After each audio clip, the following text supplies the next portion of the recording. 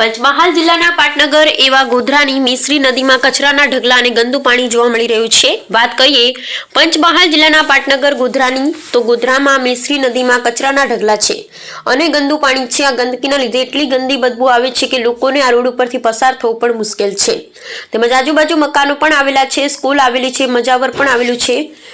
કેટલાક લોકોએ લેખિત અને મૌખિક રજૂઆત કર્યા પછી પણ આ મિશ્રી નદીમાં સાફ સફાઈ કરવામાં આવતી નથી અને ગોધરા નગરપાલિકા તંત્રના પેટનું પાણી પણ નથી હલતું। એક સમય હતો કે આ મિશ્રી નદીમાં લોકો પાણી પણ પીતા હતા, આ નદીના પાણીથી પોતાના કપડાં ધોતા હતા અને હવે આ નદીનું પાણી પીવાની તો વાત દૂર રહી, પણ આ નદીના બાજુના રસ્તા ઉપરથી પસાર થતા મોઢા ઉપર રૂમાલ બાંધીને જાય છે।